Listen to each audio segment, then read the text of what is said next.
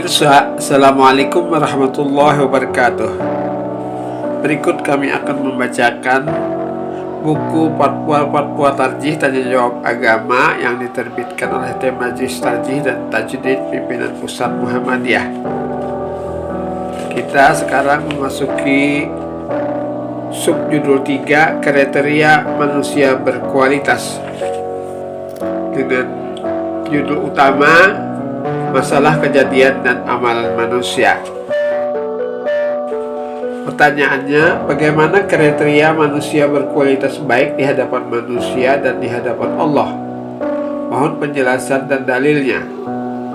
Pertanyaan dari Susilo di Lahat, Sumatera Selatan. Jawabannya, rumusan manusia berkualitas menurut GBHN tahun 1988 subsektor pendidikan yang antara lain berbunyi, pendidikan nasional berdasarkan Pancasila bertujuan untuk meningkatkan kualitas manusia Indonesia, yaitu manusia yang beriman dan bertakwa terhadap Tuhan Yang Maha Esa, berbudi pekerti luhur, berkepribadian, berdisiplin, bekerja keras, tangguh, bertanggung jawab, mandiri, cerdas dan terampil, serta sehat jasmani dan rohani. Rumusan demikian tidak bertentangan dengan ajaran agama kita, Islam. Bahkan boleh dikata sesuai.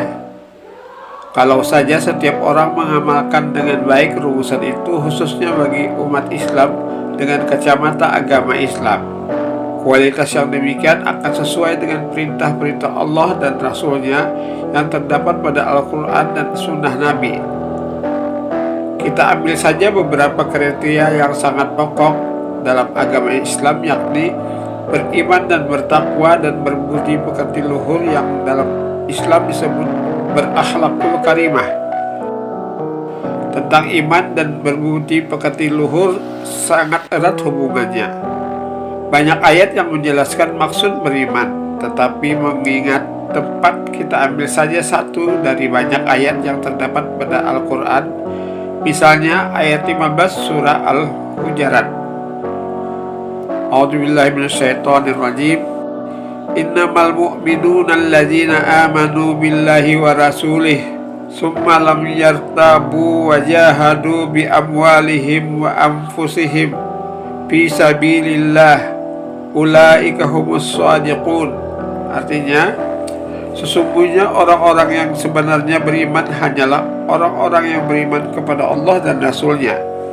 Kemudian mereka tidak ragu-ragu dan mereka berjihad dengan harta dan jiwa mereka pada jalan Allah. Mereka itulah orang-orang yang benar. Menurut hadis Nabi yang menerangkan tentang iman, kita dapati bahwa selain iman itu berupa keyakinan yang teguh pada Allah dan malaikat, kitab dan Rasul-Nya dan hari kemudian, muttafaq alaih. Juga iman berisi sikap yang baik terhadap orang lain, riwayat Al-Bukhari, dan bersikap yang baik dan terpuji. Iman dan amal saleh, dua hal yang selalu berkaitan, tak dapat dipisahkan satu dari yang lain. Kiranya tidak salah kalau disimpulkan bahwa iman itu meliputi keyakinan dalam hati, ucapan dengan lisan, dan perbuatan dengan segenap anggota. Maksudnya perbuatan yang diperintahkan Allah.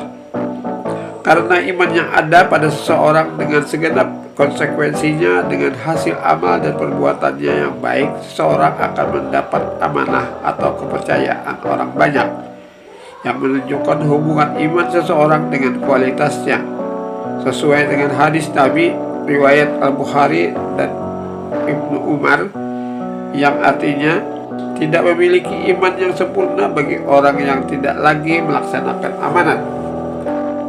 Takwa juga sebagai kriteria manusia yang berkualitas. Banyak ayat menyebutkan kriteria takwa yang menunjukkan kualitas manusia, antara lain seperti pada ayat 16 dan 17 serta 134 surah Ali Imran, yang singkatnya bahwa orang takwa adalah orang yang mawas diri akan kekeliruannya kepada Allah dan orang yang mampu mengendalikan kejengkelan dirinya dan yang pemaaf, surah Ali Imran ayat 17. A'udzubillahi minasyaitonirrajim. as-sabirina was-sadiqina wal-qanitina wal-munafiqina wal-mustaghfirina bil ashar. Artinya orang-orang yang takwa yaitu orang-orang yang sabar, yang benar, yang tetap taat, yang menafkahkan hartanya di jalan Allah dan yang baik, memohon ampun di waktu sahur. Kemudian surah Ali Imran ayat 134, A'udzubillahi minasyaitonirrajim. Alladzina yunfiquna fis sarai wad dharrai wal kadhibina al-ghaiza wal 'afina 'anil nas wallahu yuhibbul muhsinin.